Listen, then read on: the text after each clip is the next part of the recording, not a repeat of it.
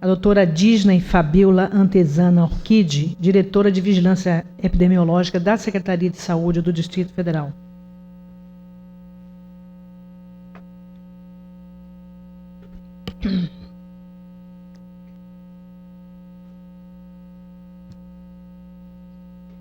Gostaria de convidar o doutor Fabiano Geraldo Pimenta, secretário substituto da Secretaria de Vigilância de Saúde do Ministério da Saúde. Quero de antemão agradecer a presença dos interessados que aqui estão para nos ajudar nesse debate e vamos fazer assim uma breve apresentação do que é o tema que nós vamos hoje debater e diz respeito justamente à vigilância epidemiológica e controle de doenças e outros agravos.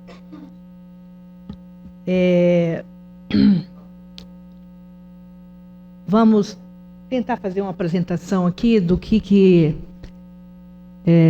quais são os objetivos desse projeto de lei que versa sobre o Código de Saúde. A ideia era que nós, exatamente porque sou a única deputada distrital médica dessa Câmara Legislativa, eu me senti compelida a tentar produzir uma resposta à ausência de um efetivo Código de Saúde para Brasília, tendo em vista que o Código de Sanitário que existe hoje é um código de 1966 e que, do ponto de vista técnico-científico, como também do ponto de vista dos avanços jurídicos que nós obtivemos na área de saúde, com a criação do SUS, com um conjunto de legislações, portarias, normas operacionais novas, esse Código Sanitário ele se encontra absolutamente defasado com relação a enfrentar o conjunto de situações que dizem respeito, que tem interferência na saúde individual ou coletiva, e que o Código deixa de prever, né? Então, a gente achou que poderia dar uma contribuição à saúde pública de Brasília, elaborando um projeto de lei que fosse um novo Código de Saúde para o Distrito Federal. Então, aí é o antigo Código, pode passar. O novo Código que a gente está propondo, ele se baseia na legislação atual, a Constituição Federal, que é a primeira vez na história das Constituições brasileiras que dedica um capítulo para a Seguridade Social e especificamente para a saúde, as leis que criam o Sistema Único de Saúde, que é a Lei 8080 de 1990 e a Lei 8.142 de 90, a Lei de Defesa do Consumidor, que também é de 90, e a nossa Lei Orgânica do Distrito Federal, que é de 93.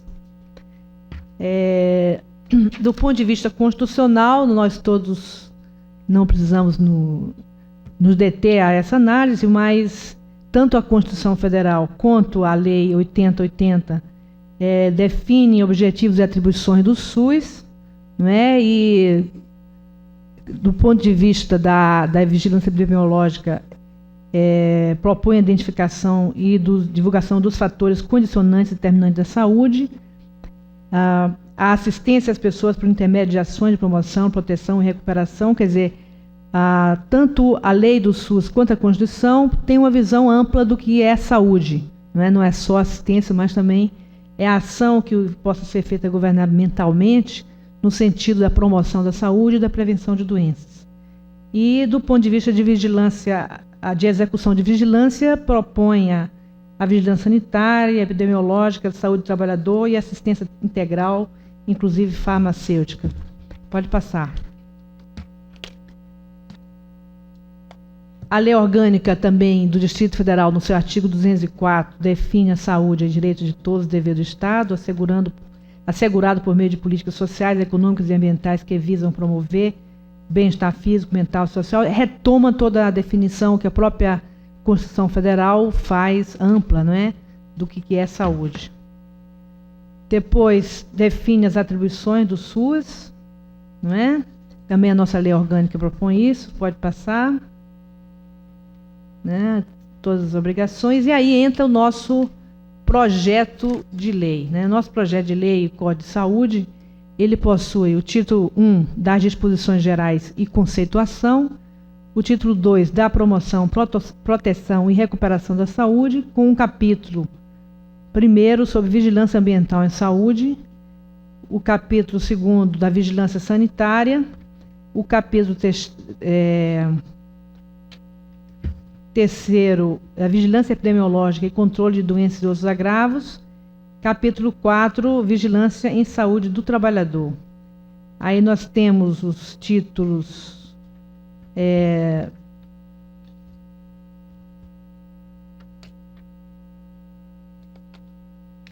o título 3 das infrações, penalidades e procedimentos administrativos e o título 4 das disposições finais e transitórias. São 786 artigos que compõem o Código e procura ser abrangente, né, observando o conjunto de áreas em que haveria uma incidência, não é, sobre a saúde individual ou a saúde coletiva. Adota um conceito ampliado de saúde, entendida como resultante das condições de alimentação, habitação, educação, renda, meio ambiente, trabalho, transporte, emprego, lazer, liberdade, acesso e posse da terra e acesso aos serviços de saúde. E o conceito de cidadania, que se traduz na promoção das condições e qualidade de vida no controle social. Pode passar.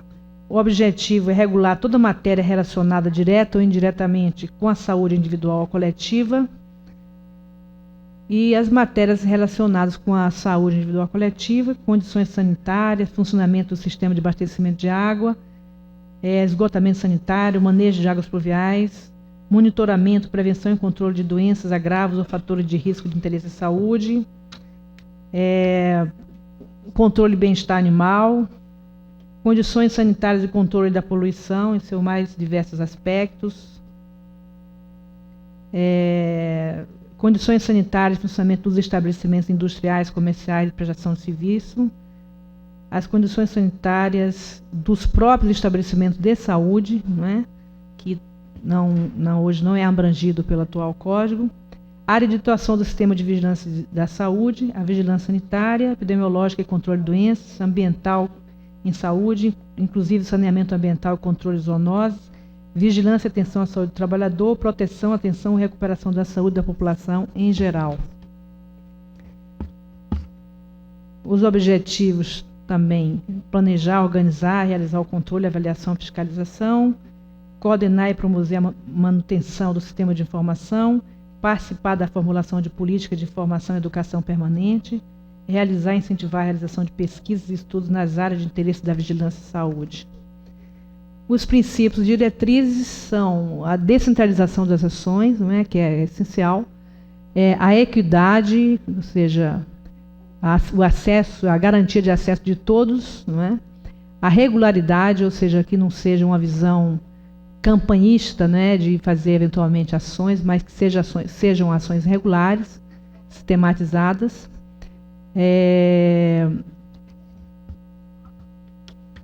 Controle social também como um princípio e diretriz.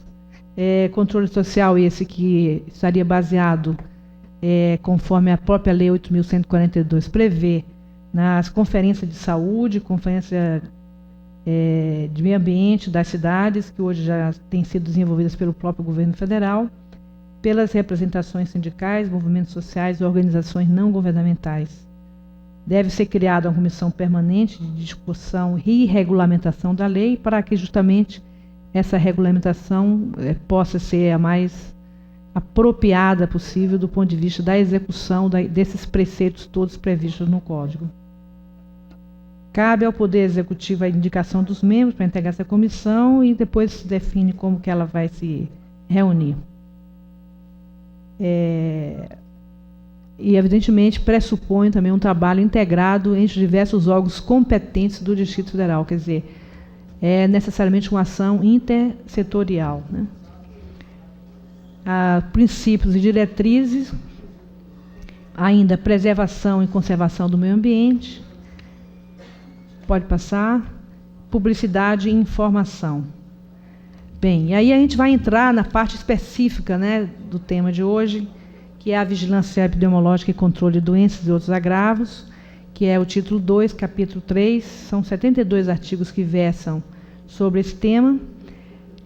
Seção 1, disposições preliminares. Seção 2, notificação compulsória estatística de saúde.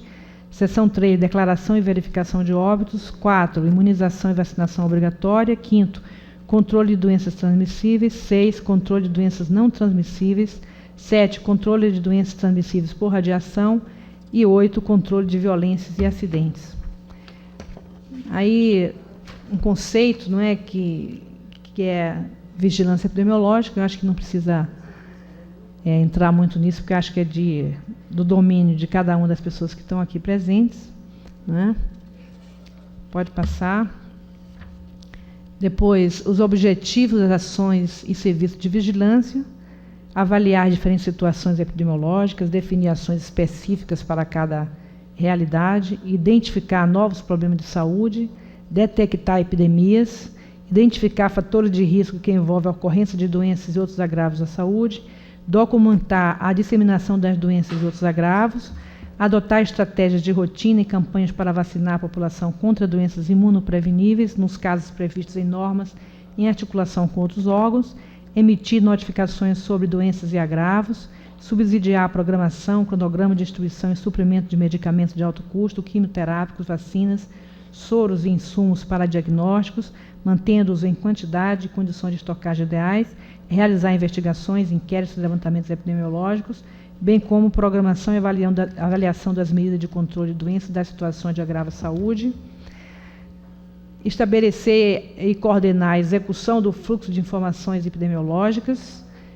com elaboração e análise permanente de seus indicadores, implementar subsistema de vigilância epidemiológica de doenças, eventos adversos ou agravos à saúde e notificação compulsória, estimular a notificação compulsória e a busca ativa de causadores de doenças ou outros agravos, promover a educação permanente para os trabalhadores da saúde que lidam com vigilância, recomendar com bases objetivas e científicas as medidas necessárias para prevenir ou controlar a ocorrência de agravos específicos à saúde, avaliar o impacto de medida de intervenção por meio de coleta e análise sistemática de informações relativas ao específico agravo objeto dessas medidas, avaliar a adequação de táticas e estratégias de medidas de intervenção com base não só em dados epidemiológicos, mas também nos referentes à sua operacionalidade, revisar práticas antigas e atuais de sistema de vigilância, com o objetivo de discutir prioridades em saúde pública e propor novos instrumentos metodológicos. Pode passar. A notificação compulsória, a definição, né? O que é que se entende por notificação compulsória? E a definição dos casos suspeitos ou confirmados que são de notificação compulsória, né? Pode passar.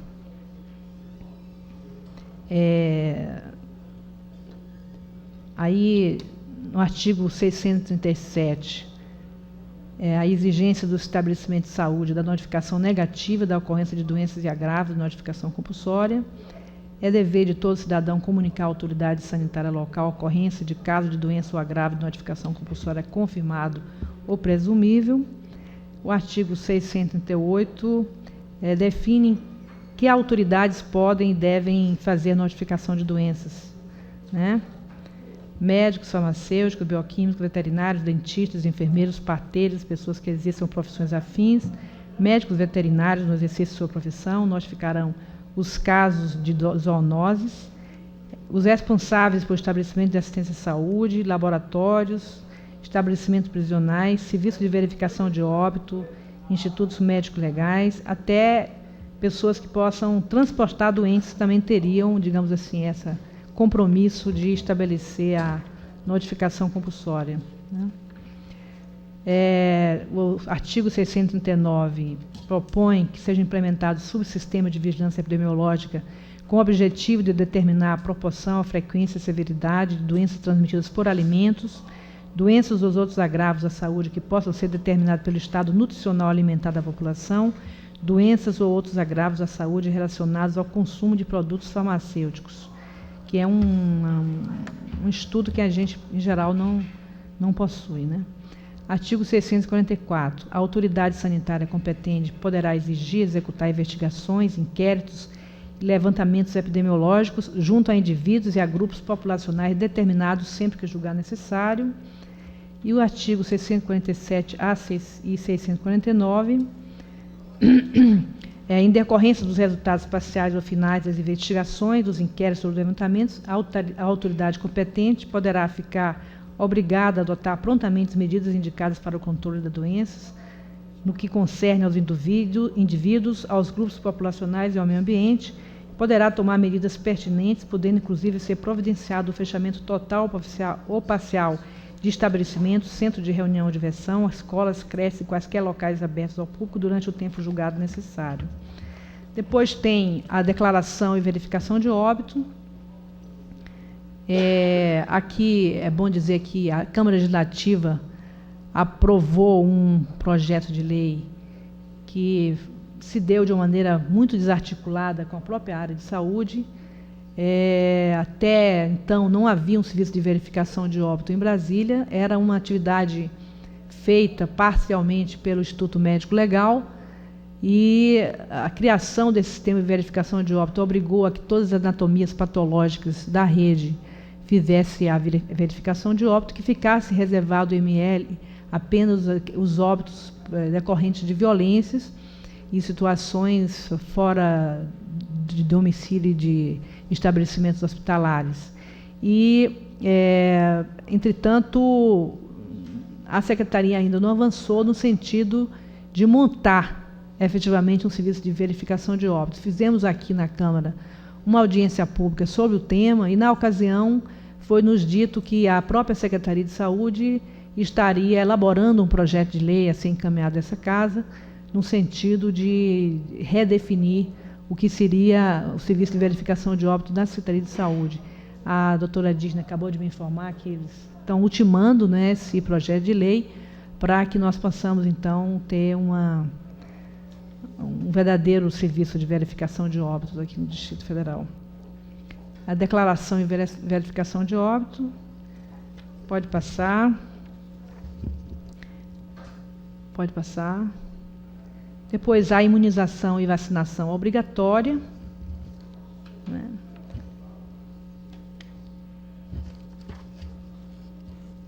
Quer dizer, estabelece, né, a obrigatoriedade, a responsabilização, né, dos estabelecimentos de saúde do SUS para, em todos os serviços básicos de atenção à saúde, executar a vacinação, né?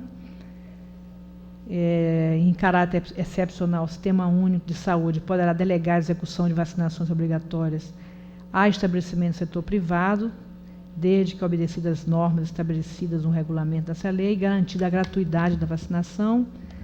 Depois, define como que o setor privado pode participar da atividade de imunização e vacinação obrigatória. A imunização e obrigatória do ponto de vista dos trabalhadores, né, contra doenças imunopreveníveis que estão expostas em decorrência das atividades profissionais.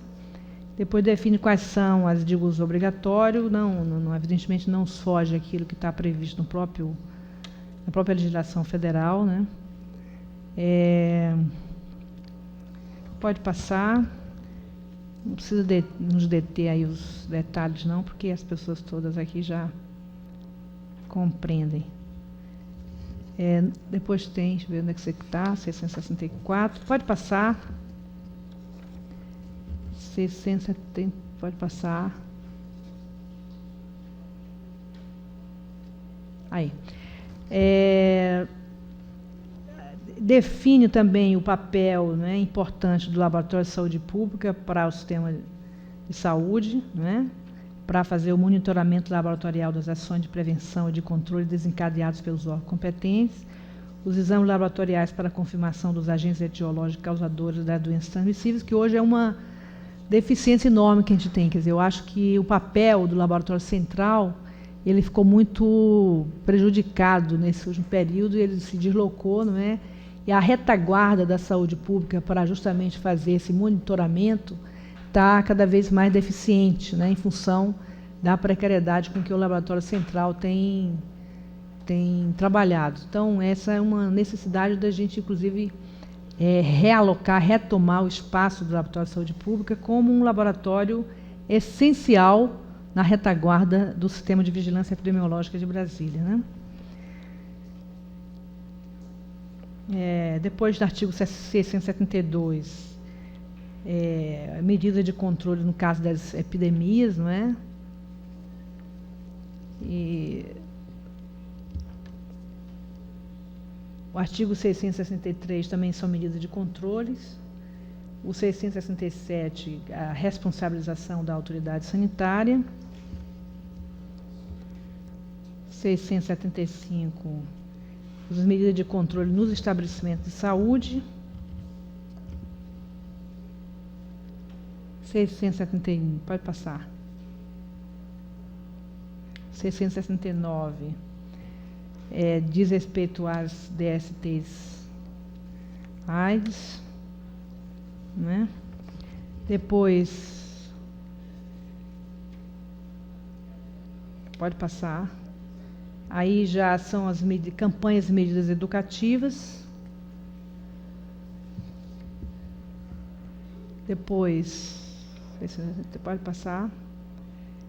São medidas de prevenção. Medidas que seriam tomadas de prevenção. Depois, pode passar, para andar mais rápido, não ficar. Depois aí nós temos direitos do cidadão do ponto de vista do controle das DSTs, né? Depois, pode passar. As doenças não transmissíveis, definição, né?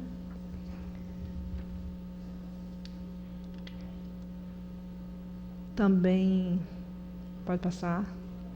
Também as doenças não transmissíveis, aquelas que estariam mais diretamente afetas ao controle, né, por parte da saúde pública. Depois, pode passar, medidas de prevenção e controle, no caso dessas patologias. Depois, pode passar, controle de doenças transmissíveis por radiação ionizante, uma coisa que não estava previsto até antes no nosso Código Sanitário, que é uma coisa que ele está prevendo aqui, né? A gente já tem precedentes importantes nessa área, não é? Então seria importante que hoje, já com um avanço tão grande dos centros que usam radiação ionizante, a gente teria que ter alguma forma de poder acompanhar, né, essa situação, evitando acidentes como aconteceu em Goiânia e outras capitais brasileiras. Depois, pode passar, controle de violências e acidentes. Aí são os objetivos das ações de prevenção e controle, né? A gente sabe que esse componente é muito importante no Distrito Federal e haverá sempre a possibilidade de uma atuação intersetorial do governo, no sentido de evitar, sobretudo, acidentes de trânsito. Eu acho que a questão da mortalidade por acidentes ainda é uma situação grave em Brasília e seria necessário também fazermos a previsão de ações que pudessem minorar, né, o efeito dessas situações na vida das pessoas. Pode passar. Aí você tem os acidentes e violências que seriam abrangidos pelo Código de Trânsito, escolares, domésticos, tentativa de suicídios. A gente, inclusive, não tem em Brasília um estudo claro, um levantamento claro, a notificação de tentativa de suicídios. E o que a gente sabe, até por prática hospitalar, é de que existe um grande número de tentativas de suicídio em Brasília, não é? Que isso suscitaria até mesmo uma análise sociológica, né, de por que essa situação acontece no nosso Distrito Federal. E a gente teria, portanto, que colocar isso como um dos ângulos, né, da análise da própria vigilância. Aí teria um artigo 701, um sistema de notificação dos casos de violência, que é uma coisa que não está bem estruturado hoje em Brasília, incluindo aí a violência contra a mulher, que o Ministério da Saúde já começou a fazer um trabalho nessa direção, mas que a gente não tem ainda sistematizado. Depois, artigos 702 e 703 seriam, digamos assim, os direitos das vítimas de violência, não é? Como que uma pessoa, uma mulher, sobretudo, vítima de violência, como que é a notificação dela, para onde que vai, com que objetivo, né? Pode passar. Controle de violência e acidentes, direitos das mulheres vítimas de violência, também aí. Pode passar. E aí, controle de violência e acidentes, serviço de atendimento pré-hospitalar ao trauma. Você tem hoje uma rede de apoio à Secretaria de Saúde, formada particularmente pelo Corpo de Bombeiros, né, que faz o atendimento emergencial de pessoas que são vítimas de acidente. Agora você tem também o SAMU, né? Como que você integra essa equipe ao próprio sistema de saúde? Como que você trabalha acompanhando e fiscalizando essa assistência que é prestada, não é? De forma pré-hospitalar. Então, isso também está previsto no nosso Código de Saúde. Então, basicamente, são esses artigos que compõem essa parte de vigilância epidemiológica e controle de doenças e outros agravos. Eu quero também convidar aqui para fazer parte da nossa mesa o Dr. Elcio Miziara, médico legista.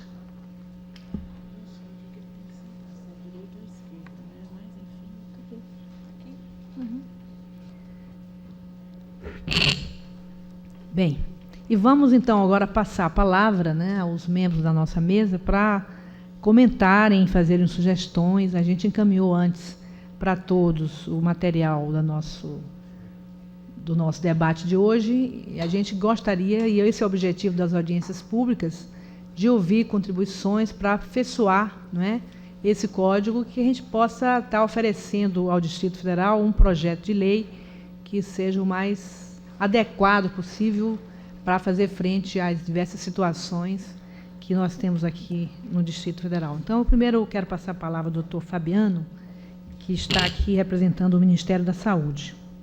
Dr. Fabiano Geraldo Pimenta, secretário substituto da Secretaria de Vigilância e Saúde. Bom dia a todos, deputada Arvete. Inicialmente, eu gostaria de parabenizar a Câmara Legislativa, particularmente a deputada Arvete Sampaio, por essa iniciativa, né, discussão do Código de Saúde do Distrito Federal. E a gente vai fazer uma apresentação bastante sucinta da vigilância epidemiológica, controle de doenças e outros agravos, que na verdade hoje a gente está chamando de vigilância em saúde, mas o que importa é o conteúdo, né? A questão da denominação, neste momento, é irrelevante. E de forma bastante clara e bem deliberada, nós colocamos nos últimos slides os desafios, né, que estão colocados para esse sistema de vigilância epidemiológica, controle de doenças e outros agravos, na tentativa, deputada e senhores presentes, de tentarmos verificar se o código, efetivamente, da forma que está colocada, pode nos apontar para o Distrito Federal soluções para superar esses desafios bastante atuais na questão da vigilância epidemiológica, da vigilância em saúde. Pode colocar o primeiro slide, por favor.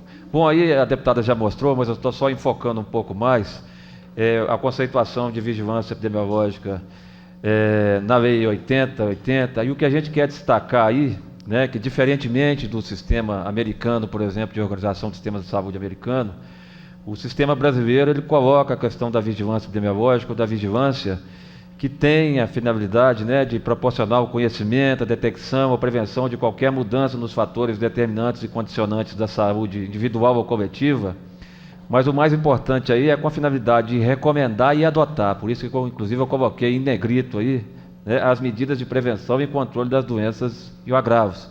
Um pouco diferente do sistema americano, né, que o conceito de vigilância ele fica mais na questão da análise da situação de saúde, na detecção, e a questão da adoção das medidas fica um pouco dissociadas, a serem executadas pelos estados.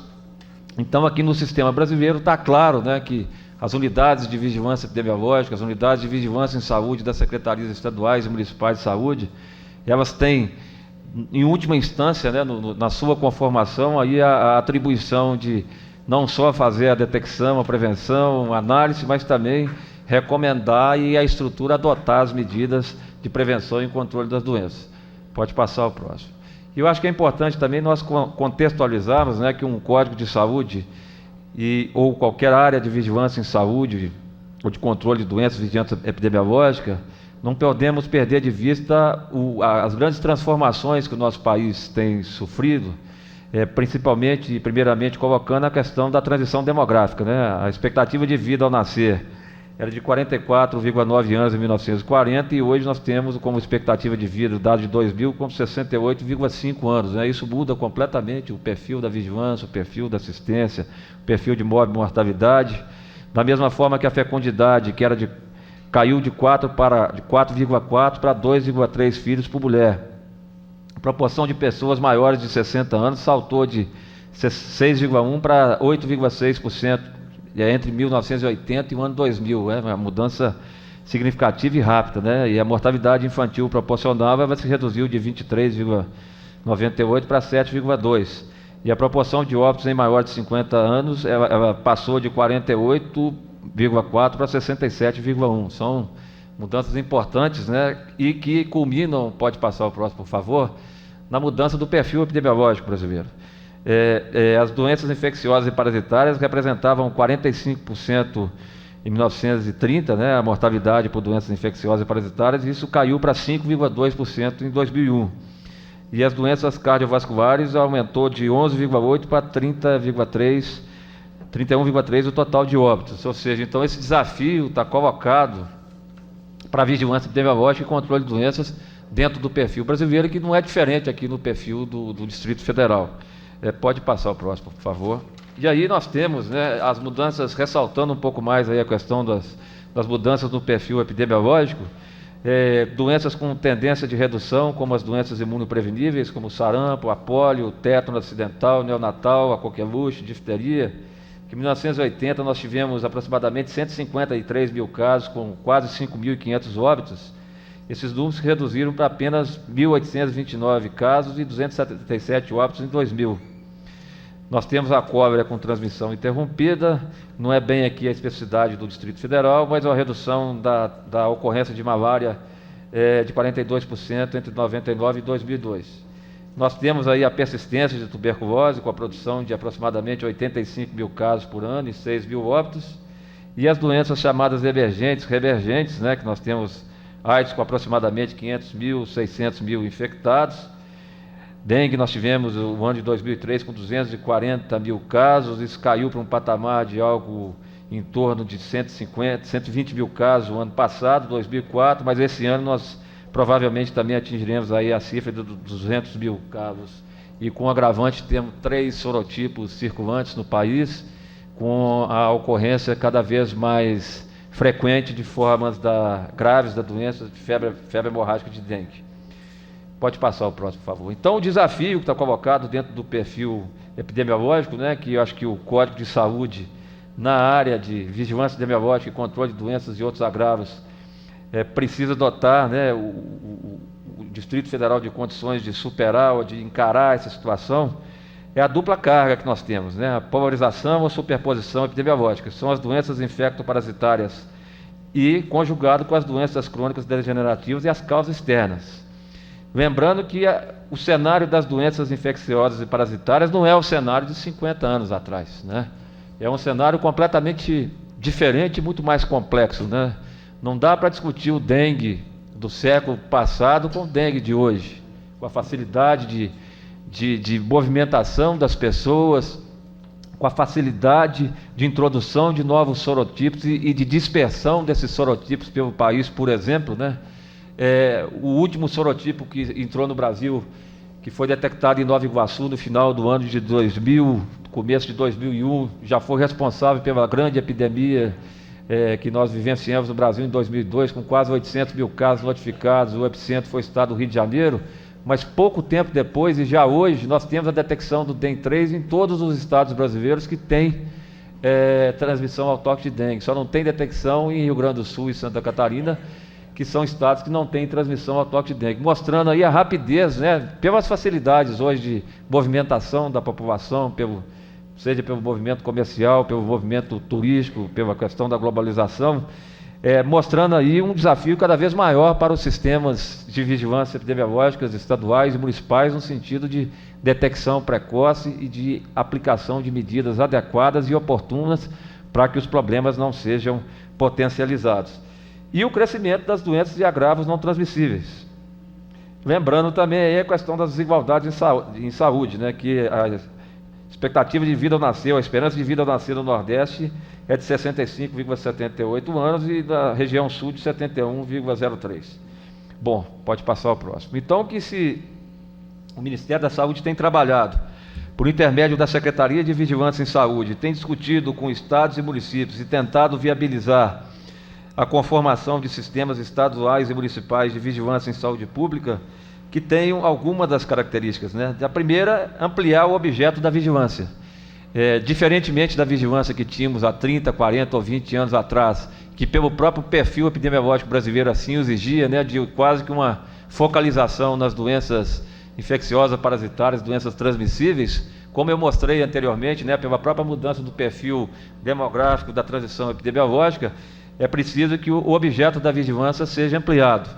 Da mesma forma, ampliar a nossa capacidade de predição, no sentido de que as possibilidades de veiculação, de transmissão dos agentes patogênicos hoje é muito maior, então nós temos que também ampliar a nossa capacidade de predição no sentido de efetivamente implantar uma vigilância efetiva, ativa, eficaz e mais que isso, que direcione a implementação de medidas oportunas. E ampliar a integração entre as diferentes áreas de vigilância, né? A vigilância ambiental com a vigilância das doenças transmissíveis, entre uma série de outros exemplos que podem ser dados, né? Não é possível mais hoje trabalhar, por exemplo, desconhecendo que algumas causas de doenças e agravos não transmissíveis, como o câncer, por exemplo, têm ligação com as doenças transmissíveis, né? Então é preciso que nós tenhamos, então, efetivamente a estruturação de sistemas municipais e estaduais de vigilância em saúde pública que proporcionem a efetiva integração entre as diferentes áreas de vigilância em saúde. Pode passar o próximo. Eu estou usando o termo vigilância em saúde, mas eu reforço o que eu disse na fala anterior, né? A questão de vigilância epidemiológica e controle de doenças e outros agravos não há menor, extremamente pertinente, então não tem nenhuma antagonismo nessas questões que nós estamos colocando. Eu estou usando esse termo pela conformação que o Ministério da Saúde hoje tem, em uma forma de uma Secretaria de Vigilância em Saúde. Mas, como eu disse, o mais importante é o conteúdo e a conformação da área em cada uma das esferas de governo. E fortalecer a capacidade de atuar nos antigos objetos. Como eu já disse, a vigilância de doenças transmissíveis no novo cenário epidemiológico, né? Hoje nós estamos aí na pauta da imprensa e na pauta das autoridades de saúde a questão da gripe aviária, com todos os seus potenciais riscos, né, e consequências, desde a questão da mortalidade, como a questão econômica. Então, na verdade, não é possível, né, mais que hoje a vigilância epidemiológica trabalhe num contexto, como eu já disse, de 30 anos ou 40 anos atrás. É preciso que efetivamente nós tenhamos o fortalecimento para a capacidade de atuar de forma atualizada nos antigos objetos. A experiência recente aí da síndrome respiratória aguda grave nos mostrou aí o quanto, né, a questão da comunicação, o quanto da questão da agilidade, o quanto da questão da troca de experiências entre países e diferentes estados e instâncias gestoras é extremamente importante no sentido de prevenir e adotar as medidas de controle de forma mais oportuna. Pode passar o próximo, por favor. E um sistema que consiga, né, uma vigilância epidemiológica que consiga, e controle de doenças, consolidar os novos objetos da vigilância. Novos aí está colocado entre aspas, e eu gostaria de ressaltar que porque até então nós tínhamos preponderantemente, né, a focalização, a priorização na área de controle de doenças transmissíveis pelo próprio perfil epidemiológico do Brasil, como eu já disse anteriormente, mas que migra completamente para um outro cenário em que a vigilância das doenças e agravos não transmissíveis precisa ser consolidada, precisa ser implantada. A questão da vigilância ambiental e saúde, com todos os seus recortes, seja a questão da qualidade da água, seja a questão dos resíduos sólidos, seja a questão do controle da qualidade do ar, né? E seja também passando pela questão extremamente importante, que nós conseguimos identificar aí num caráter mais geral da questão da vigilância ambiental as mudanças climáticas e as suas repercussões enquanto facilitadores de transmissão de doenças, enquanto facilitadores de aumento de população de vetores, o que estaria diretamente relacionado à questão de temperatura e umidade, por exemplo. E um ponto extremamente importante, né, que não pode ser deixado de considerar na questão da vigilância de controle de doenças e outros agravos, é a análise, né, a consolidação de uma área extremamente importante, que é a análise de situação de saúde, que em última análise, ou que em primeira análise, né, para colocar de forma mais clara, vem subsidiar, né, toda a política de saúde dos governos federal, estadual e municipal, identificando as principais causas de morte e mortalidade, os principais pontos de estrangulamento e os principais pontos que requer a atuação do Estado. E é uma área que nós precisamos, no Brasil como um todo, ainda incentivar, né, de forma bastante forte a sua implantação no cotidiano e na prática dos gestores de saúde, como um dos norteadores das prioridades das políticas públicas na área de saúde. Pode passar o próximo, eu já estou quase terminando. Bom, então, dentro dos desafios colocados na área de vigilância em saúde, na área de vigilância epidemiológica, controle de doenças e outros agravos, eu acho que isso pode ser cruzado aí com o que está sendo discutido no Código de Saúde do Distrito Federal, se esses desafios podem ser encarados, digamos assim, ou se estão dadas as condições, né, de tentar superar esses desafios. Eu não quero ser tão simplista, né, de dizer que esses desafios são de fácil resolução a curto prazo. Nós temos questões colocadas aí a curto, médio e longo prazo, mas fazendo apenas um elenco, uma listagem desses problemas, nós temos a primeira questão, a conclusão do processo de descentralização dessa área, né, de vigilância epidemiológica e controle de doenças e outros agravos. Eu acho que é importante nós recordarmos aqui rapidamente que muitas das questões ligadas à área de vigilância epidemiológica e controle de doenças, até o ano de 1999, ainda eram executadas diretamente pelo governo federal.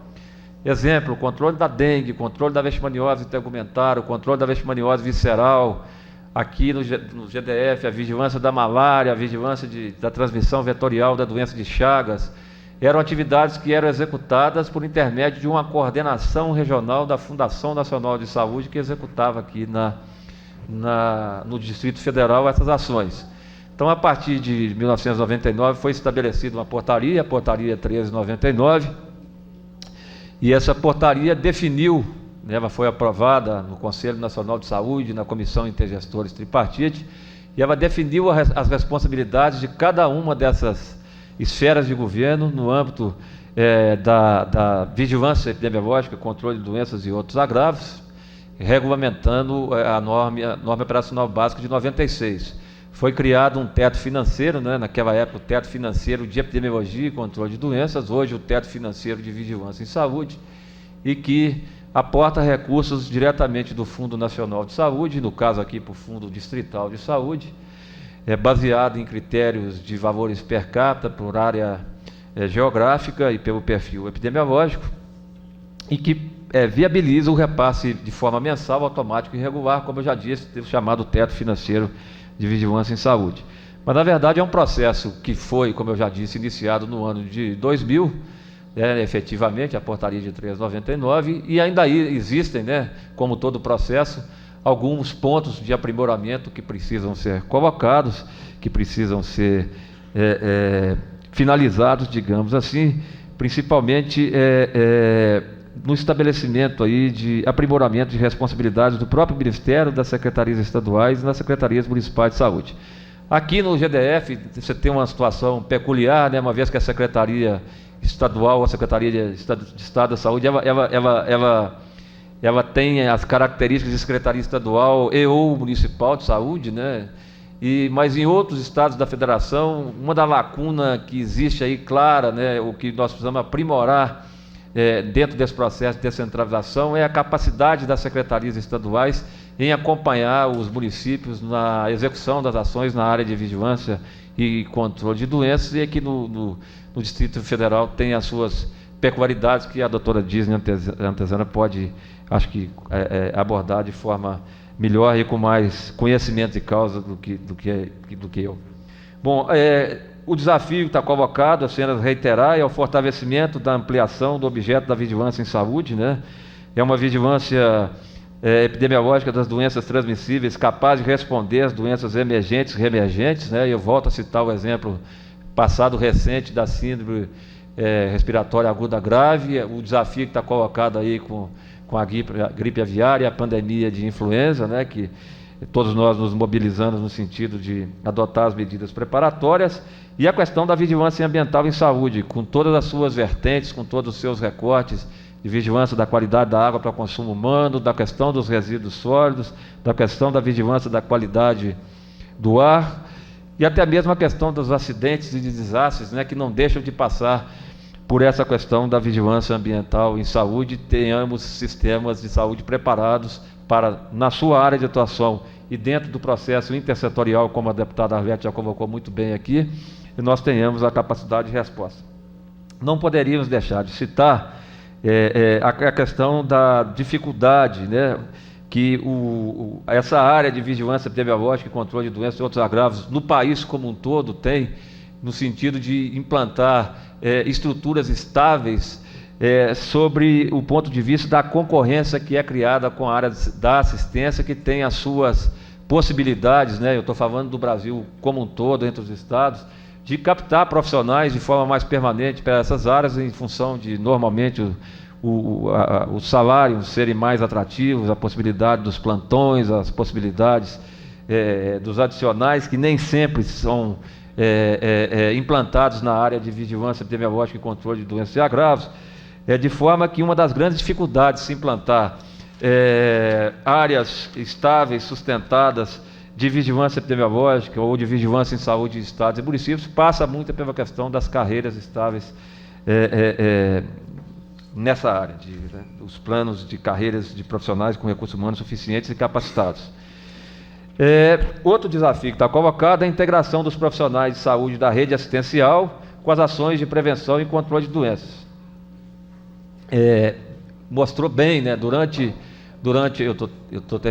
a nossa preparação e as nossas implantações de medidas para fazer frente à possibilidade de introdução da síndrome respiratória aguda grave, não havia nenhuma possibilidade de sucesso se não houvesse uma integração muito clara entre a rede assistencial e a vigilância epidemiológica, notificando oportunamente, adotando as medidas de isolamento, né, digamos assim, de forma articulada com a vigilância epidemiológica, ou seja, e nós temos um desafio por colocar, que é de concretizar efetivamente na prática cada vez mais essa integração entre a vigilância e a rede assistencial, e conseguir que as ações de menor complexidade sejam efetivamente inseridas na atenção básica por intermédio da estratégia da saúde da família. Vários movimentos de capacitação de pessoal, de legislação, inclusive, nesse sentido, foram já tomados, mas, na verdade, que nós ainda temos o desafio de, na prática, né, conseguirmos, de forma homogênea, introduzir, sem extrapolar os limites, sem extrapolar as capacidades, né, e as potencialidades da estratégia de saúde da família, mas de conseguir que, na atenção da saúde da família, da estratégia de saúde da família, as ações de menor complexidade de vigilância epidemiológica possam ser inseridas. E a questão dos hospitais com os seus núcleos de vigilância epidemiológica, que são também extremamente importantes nessa viabilidade ou nessa possibilidade de integração da vigilância com a área assistencial. O Ministério da Saúde aprovou recentemente, né, um mecanismo de financiamento, isso foi aprovado na Comissão Intergestora Tripartite, que, junto com esse recurso do teto financeiro de vigilância em saúde, que repassa recursos para estados e municípios para a execução das ações desta área, um incentivo para a instalação de núcleos de vigilância epidemiológica em hospitais de referência para essa área. Nós estamos em fase de implantação desse processo, e essa é uma tentativa de superar esse desafio de funcionar efetivamente as vigilâncias epidemiológicas com seus respectivos núcleos em hospitais.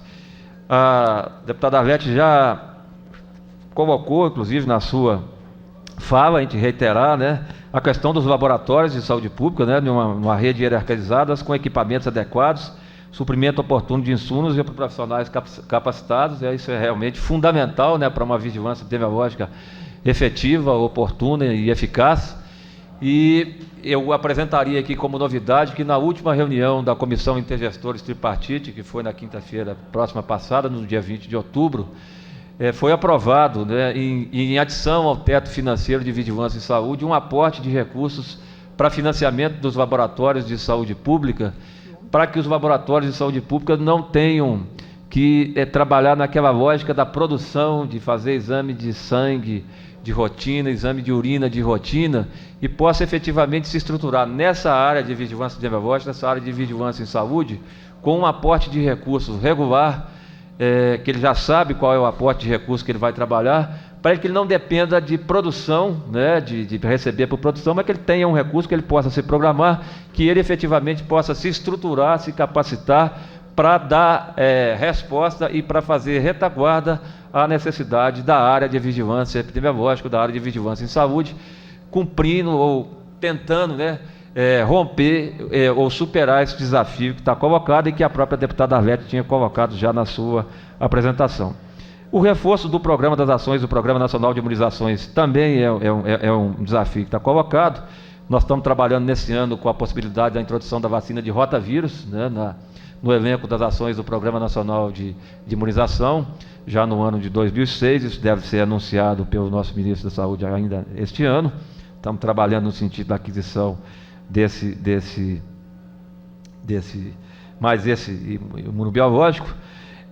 Mas lembrar também os desafios que estão colocados aí na manutenção das coberturas vacinais adequadas, sob o ponto de nós retrocedermos em alguns avanços que o Brasil conseguiu nos últimos anos com o Programa Nacional de Imunização.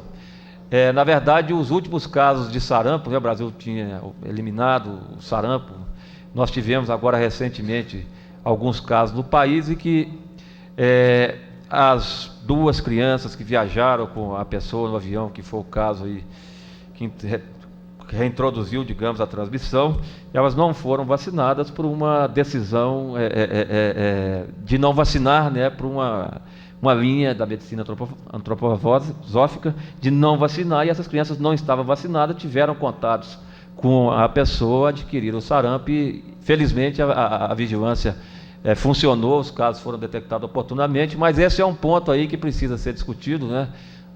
Que é a questão, e já foi abordada aqui pela deputada Arlete, no sentido de mantermos coberturas vacinais adequadas sobre o risco de mantermos aí ou voltarmos com ocorrência de doenças cuja transmissão já esteja interrompida ou em vias de eliminação. Eu acho que nunca é muito lembrar o episódio das epidemias de sarampo em 1996, que efetivamente nós tivemos baixas coberturas nas campanhas de segmento, que redundaram, né, naquela ocorrência de vários ou milhares de casos de sarampo e com dezenas de óbitos, exatamente pelas baixas coberturas vacinais nas campanhas de segmento. Melhoria nos indicadores de mortalidade das doenças transmissíveis é um desafio e é uma consequência, né? Eu acho que é importante nós lembrarmos que o Brasil ainda continua, por exemplo, com aproximadamente 400, 500 mil casos de malária por ano, né? Nós precisamos melhorar esses indicadores e isso, de uma forma ou de outra, pode repercutir no Distrito Federal, né? À medida de que os casos, às vezes, são diagnosticados aqui no Distrito Federal, pelo intenso trânsito de pessoas, e nos casos de plasmódio falcíparo, se essa detecção não for precoce e o tratamento não for adequado, quase sempre, ou muitas das vezes, é sinônimo de óbito, mesmo a milhares de quilômetros de distância da região endêmica de transmissão. O último slide, por favor, terminando. O desenvolvimento de ações de promoção de saúde para reduzir os fatores de risco das doenças e agravos não transmissíveis, né? Outro ponto aí na pauta da vigilância epidemiológica e controle de doenças e outros agravos. Temos discutido a possibilidade de financiar, por intermédio do teto financeiro de vigilância em saúde, atividades que venham a colocar essa questão nas agendas dos gestores, a existência de mecanismos ágeis e eficientes de informação e comunicação, Eu acho que o próprio Distrito Federal vivenciou aqui, naqueles casos de hantavirose, né, que nós vivemos aqui recentemente, o quanto é extremamente importante, né, os mecanismos ágeis, eficientes de informação e comunicação, intrinsecamente e diretamente ligado à execução das medidas de controle. Ampliação e controle da qualidade do sistema de informação em saúde, a deputada já colocou isso na sua fala, na sua apresentação, não me cabe aqui reforçar. O fortalecimento da capacidade de análise de situação de saúde, que eu já havia dito. E, por último, né, que é extremamente importante, a implantação da avaliação do impacto das políticas e programas de saúde. A gente não cansa de dar o exemplo, né, e temos tentado trabalhar isso no Ministério da Saúde, que o Brasil hoje despende aproximadamente 800 bilhões ou a 1 bilhão de reais por ano nas ações de prevenção e controle da dengue. E esse recurso não pode ser destinado, não pode ser aplicado sem que haja uma avaliação, né, no seu cotidiano e uma avaliação externa para efetivamente considerar, né, se esse aporte de recursos está sendo efetivo e eficaz para a população brasileira, dentro de um contexto que nós sempre advogamos mais recursos para a área de saúde. Me desculpe aí ter estendido um pouco mais o tempo, mas a verdade era tentar colocar essa questão dos desafios para subsidiar essa discussão específica aqui do Código de Saúde do Distrito Federal perante os desafios que estão colocados para o sistema de vigilância epidemiológica e controle de doenças no Brasil como um todo. Muito obrigada, doutor Fabiano, pela sua contribuição. Acho que ficou muito bom para nós termos ouvido o que está se pensando nacionalmente e até fazer um cotejamento do que está proposto no Código, se de repente alguma coisa desses desafios que aí estão colocados está ausente da nossa proposta, não é? Então, vamos fazer esse trabalho. Eu quero passar a palavra agora à doutora Disney Fabiola Antezana Orquídea, que é diretora de Vigilância Epidemiológica da Secretaria de Saúde do Distrito Federal. Você pode puxar isso aí.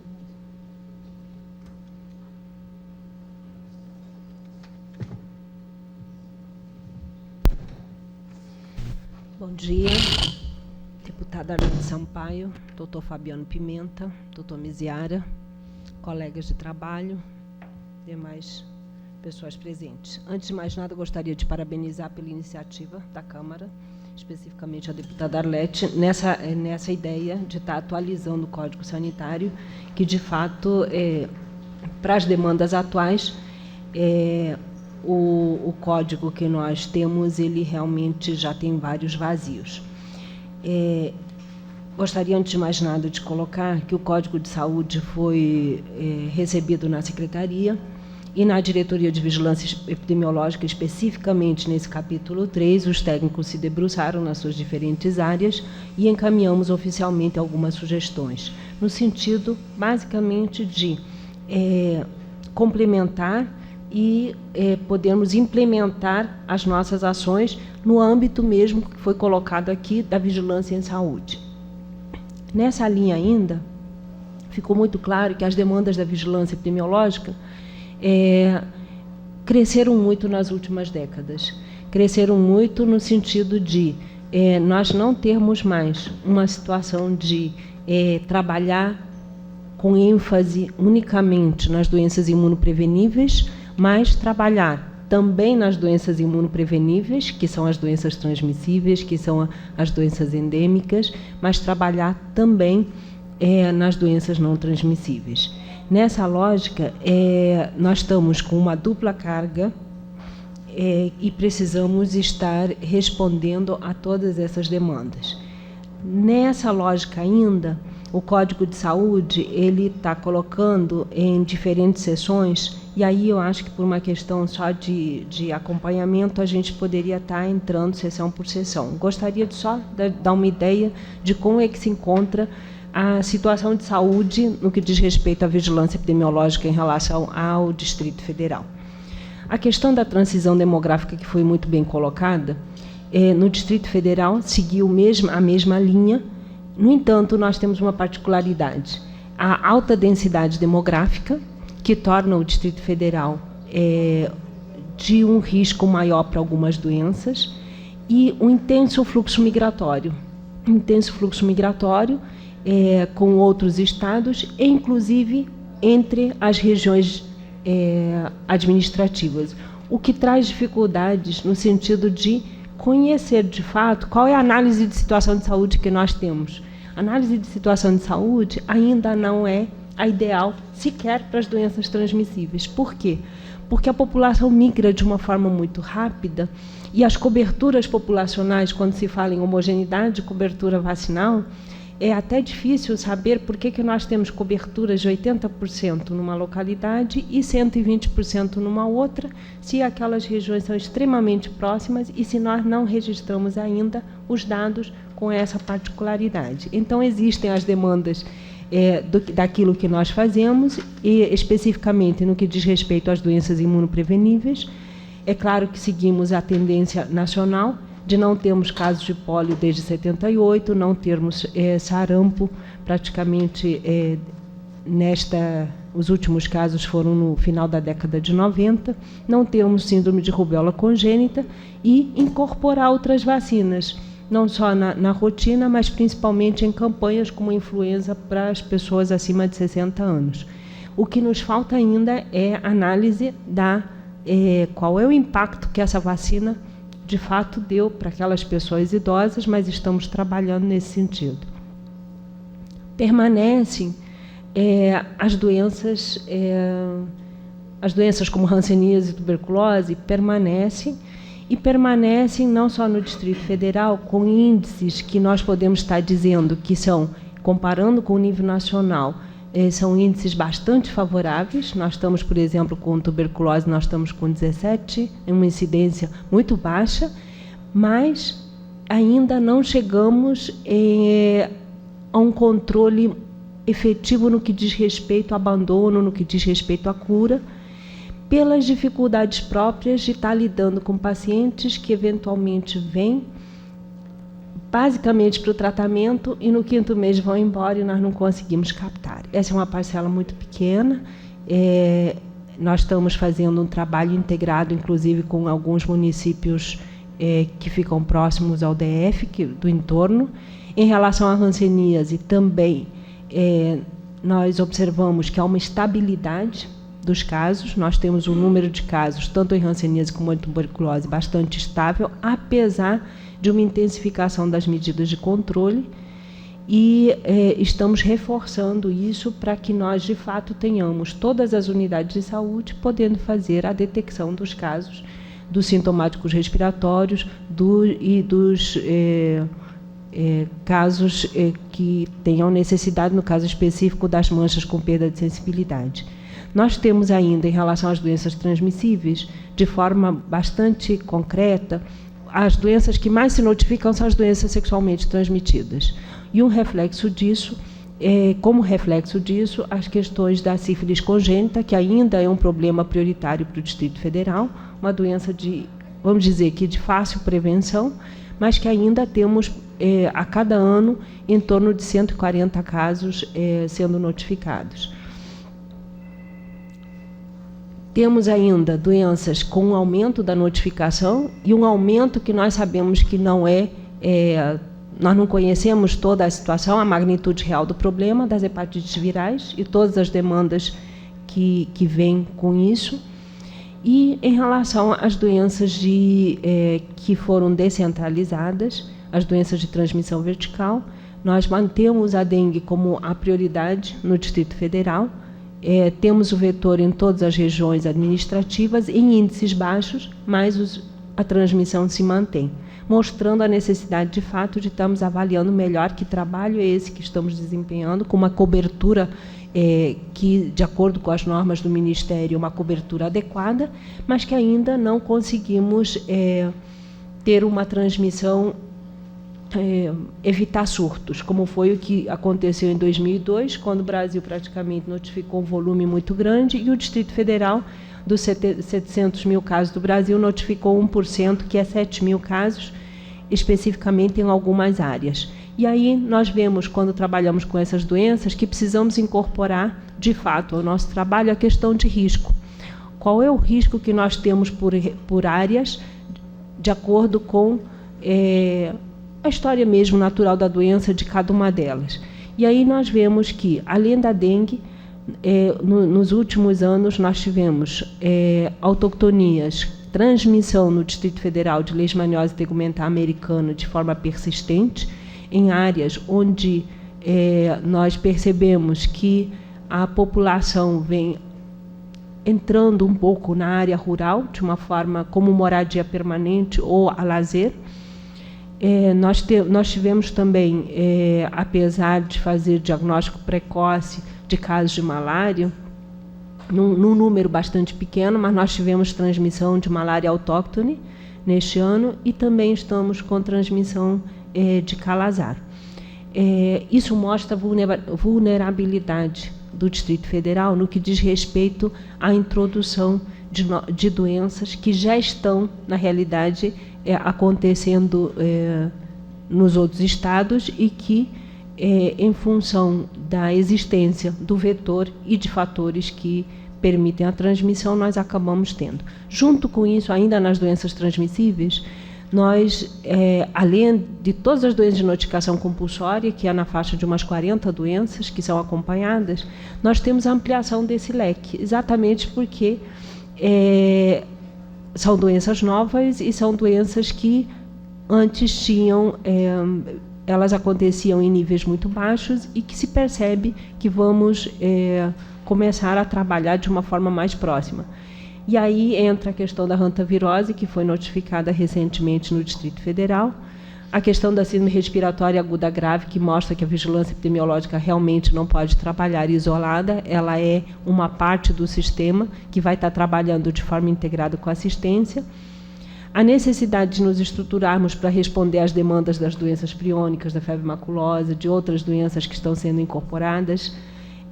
A necessidade também de, para poder notificar a síndrome hemorrágica, síndrome ictérico-hemorrágica, nós precisamos de laboratório, retaguarda de laboratório. O laboratório para vigilância epidemiológica é essencial para que nós consigamos chegar a um diagnóstico o mais próximo possível.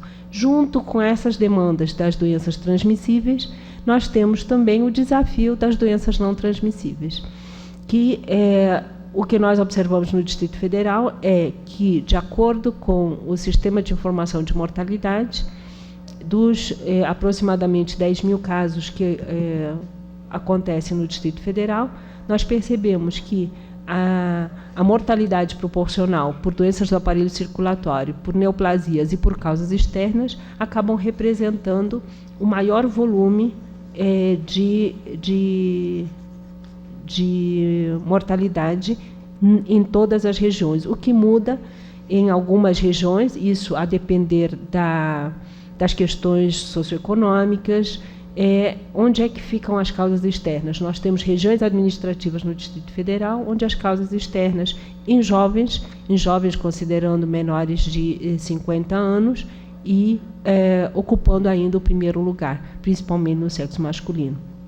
O que justifica que estejamos, praticamente, nós começamos a trabalhar com a vigilância epidemiológica de doenças e agravos não transmissíveis em 2002, em função de uma ação pactuada com o nível federal, e o que observamos é que ainda nos falta muito para trabalhar, muito para conhecer, especificamente em relação a acidentes e violência, que é uma seção que está sendo contemplada aqui no Código de Saúde e que nós precisamos investir de forma pesada nisso daí, especificamente para poder prevenir e mudar, de alguma maneira, a médio e longo prazo, o perfil de mortalidade que hoje observamos. Em relação ainda às doenças não transmissíveis, a questão da morbidade, nós, por considerar que a vigilância de agravos de doenças não transmissíveis tem um leque muito abrangente, focamos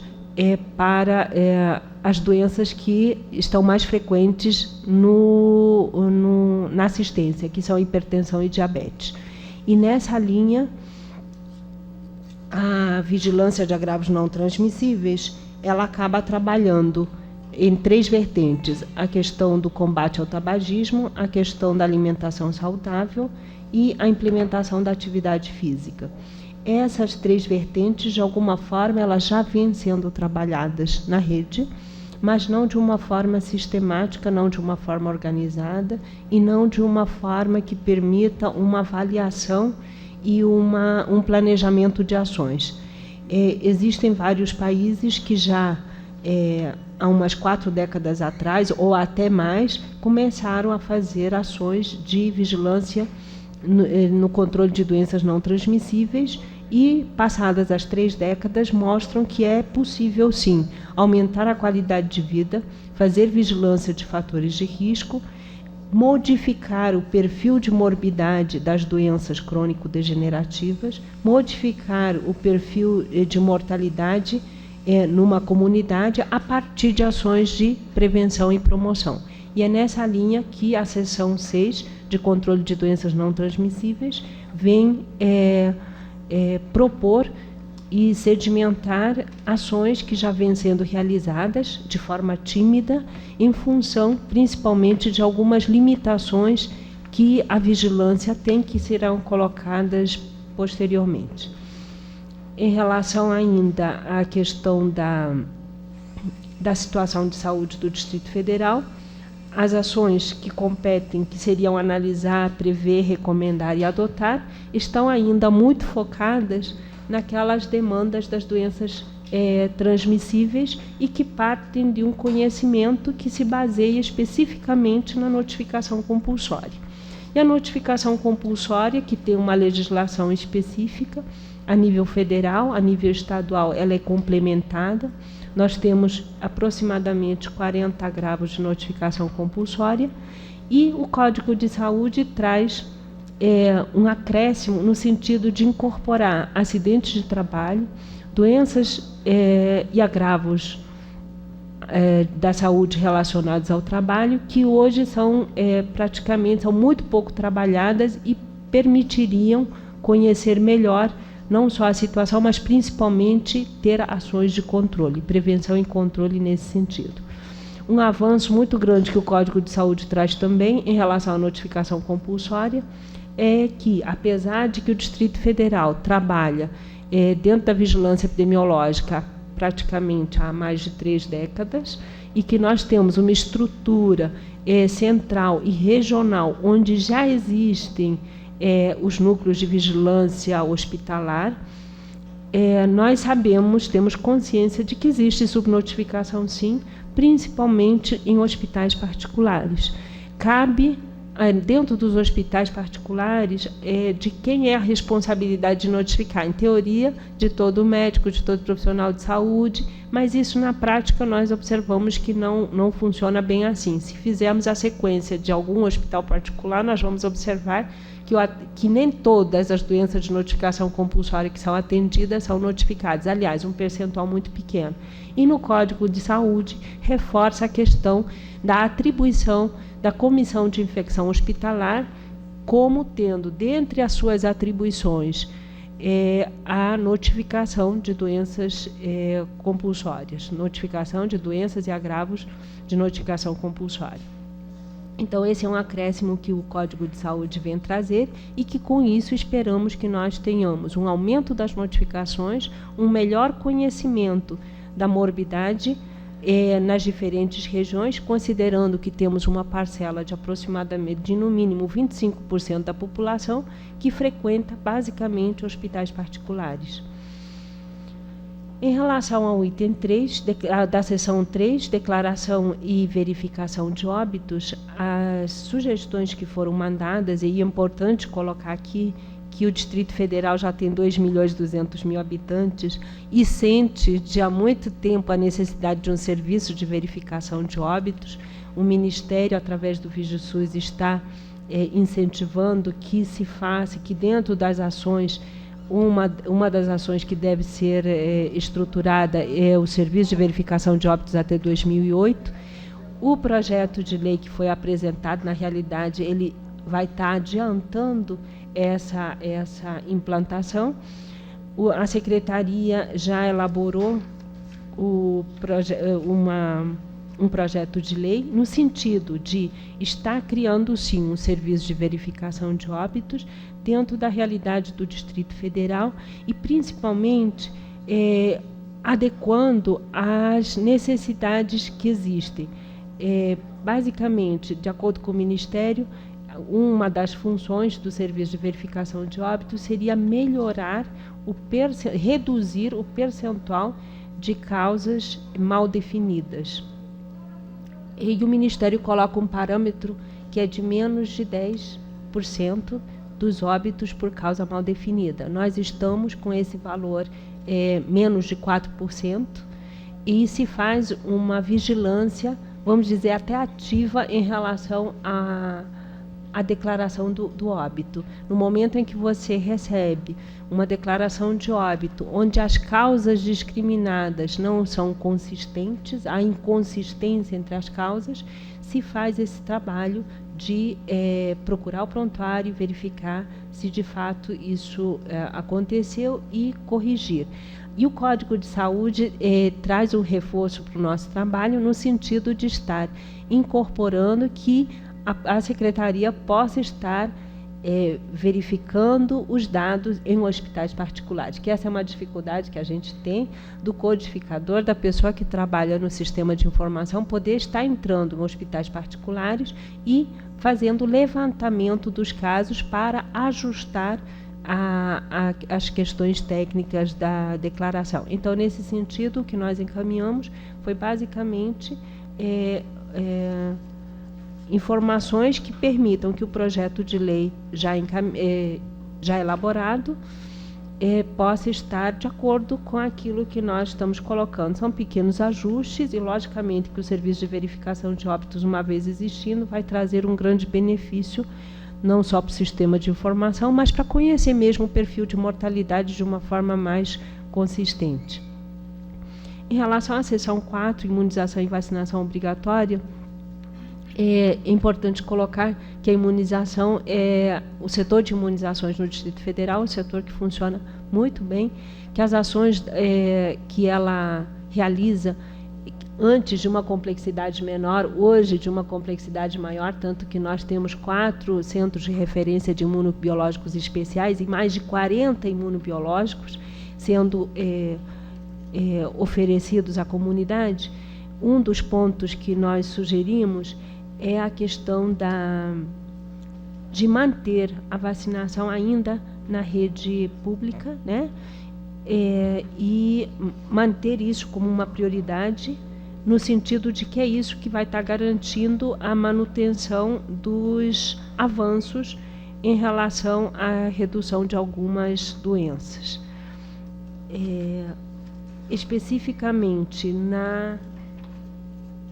em relação à questão do controle de doenças transmissíveis, o que nós colocamos aqui, de alguma forma, é basicamente o que a gente faz. Então, nós não acrescentamos nada, simplesmente o Código de Saúde ele vem reforçar algumas atividades que nem sempre são feitas de acordo com a importância que elas têm, como são as questões de educação em saúde, que se fazem de uma forma pontual. Então, consideramos o código importante no sentido de estar nos dando mais elementos para que possamos implementar as ações. Em relação ao controle de doenças transmissíveis por radiação, são ações que realmente nós não realizamos, e é importante colocar aqui que algumas propostas do Código de Saúde são inovadoras no sentido de estar propondo o controle de doenças transmissíveis por radiação, que é incipiente, implementar as ações de farmacovigilância, que na realidade não existem ainda no âmbito da Secretaria de Saúde, e essas ações seriam feitas de forma integrada em relação à vigilância sanitária, em relação à vigilância ambiental, num contexto maior de vigilância à saúde. Na seção 3, que é o controle de violências e acidentes, na seção 8, que é o controle de violências e acidentes, é importante citar que há 5 anos atrás, aproximadamente, o Ministério fez um convênio para que os estados estruturem seus núcleos de estudos de prevenção e acidentes de violência. A partir desse convênio foi criado o NEPAV, Núcleo de Estudos de Prevenção e Acidentes de Violência, que tem como um dos seus objetivos notificar. Como todo serviço novo, é um trabalho que avançou de uma forma muito lenta, mas hoje esse núcleo, em conjunto com a Vigilância Epidemiológica de Doenças e Agravos Não Transmissíveis, VEDANT, já fizeram uma ficha que ela está na rede há aproximadamente 2 anos, que passou por diferentes revisões, até porque não existe ainda um sistema informatizado que permita trabalhar essa ficha. Então, enquanto nós aguardamos uma ficha nacional, optamos por fazer uma ficha no Distrito Federal que permita conhecer as pessoas que procuram os serviços em função de violências e acidentes. Isso foi feito na rede nos últimos 3 anos. Agora, o número de notificações é bastante grande, mas sabemos que ainda não o suficiente para conhecer de fato a magnitude do problema. Um dos desafios é integrar o banco de dados no que diz respeito a violências e acidentes dos diferentes setores envolvidos, da polícia, do Instituto Médico Legal, do DETRAN, e é nessa linha que os técnicos vêm trabalhando para que possamos ter dados mais próximos do real. Ainda nessa linha de violências e acidentes, o grupo fez várias propostas de estudos epidemiológicos que permitam conhecer melhor como é que está a situação dessas violências e acidentes em grupos de risco. E aí foram considerados crianças e adolescentes, mulheres e idosos. É importante lembrar que esse trabalho só pode ser realizado de forma intersetorial, e o objetivo disso é que nós possamos conhecer melhor qual é o volume de pessoas, que pessoas são essas, aonde que elas estão sendo afetadas, de que forma, principalmente, as diferentes instituições podem estar trabalhando no sentido de prevenir e reduzir esse problema. E existe um grupo formado há mais de 7 anos que vem trabalhando de forma integrada e interinstitucional, com avanços e retrocessos, mas que vem discutindo esse problema de violências e acidentes no Distrito Federal. Ainda há muito para caminhar, mas o Código vem trazer avanços no sentido de estar trabalhando áreas novas que ainda não foram incorporadas, que seria essa da farmacovigilância, implementar as ações que a infecção hospitalar faz na área particular e, principalmente, mostrar de forma clara que as ações de vigilância só podem ser feitas pela integração das áreas dentro do setor de saúde e intersetoriais com outras áreas que também estão envolvidas. Então, nesse sentido, nós mandamos pequenas contribuições e gostaria só de encerrar dizendo que o trabalho da vigilância epidemiológica, na realidade, é um trabalho muito entendido por quem é da área, ainda não é prioritário, esperamos que passe a ser prioritário na área de saúde. O fato de prever, analisar, prever, recomendar e adotar, na realidade, acaba reduzindo os problemas de saúde, se isso for bem conduzido e, principalmente, se as ações forem oportunas, né? E nós temos, na realidade, algumas limitações. Limitações que sabemos que todos os setores têm, mas são limitações importantes no sentido de que, no momento em que algumas ações, é lógico que a assistência é prioritária porque o paciente está na porta do centro de saúde, na porta do pronto-socorro, mas as ações de prevenção, promoção e vigilância são ações essenciais que melhoram a qualidade de vida, que reduzem o perfil de morbidade, que mudam o perfil de mortalidade, que conseguem controlar doenças, como muitas doenças já foram controladas, e as dificuldades para implementar essas ações essas que ainda não incorporam tudo que o Código de Saúde coloca, estão centradas basicamente na questão de recursos humanos, a dificuldade de estar tendo um quantitativo e principalmente um qualitativo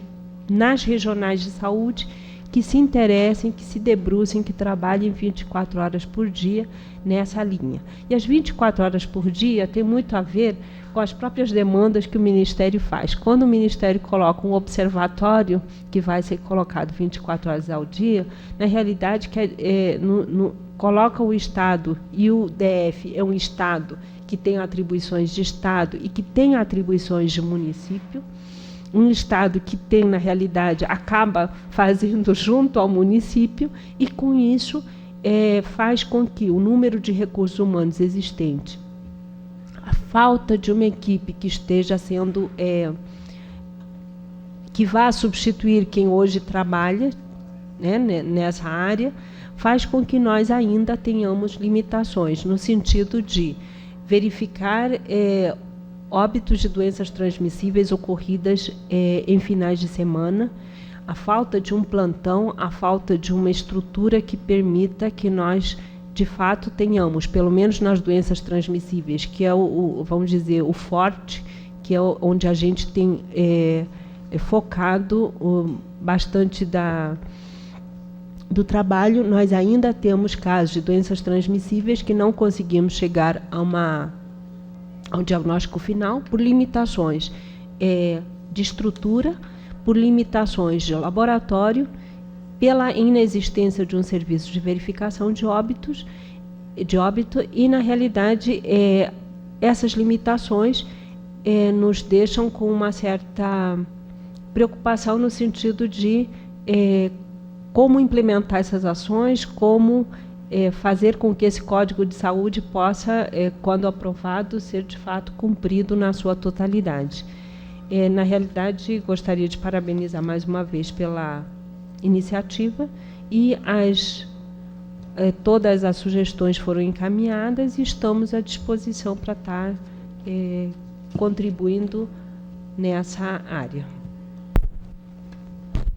Agradeço a doutora Disney e, de antemão, também agradeço as contribuições que foram enviadas para o aperfeiçoamento do Código. Dizer que nós temos aqui, para quem estiver interessado ainda, uma cópia do CD-ROM com todo o Código de Saúde. Continuamos esperando que novas contribuições possam ser trazidas à comissão, para nós cada vez mais melhorarmos o conteúdo do Código. Quero passar a palavra agora ao doutor Elcio Miziara. Depois da fala do doutor Elcio Miziara, nós vamos abrir para quem quiser fazer alguma intervenção. Eu gostaria de agradecer à deputada Arlete Sampaio esse convite. Gostaria de saudar os meus companheiros da Secretaria de Saúde, que trabalharam comigo muitos anos na vigilância sanitária.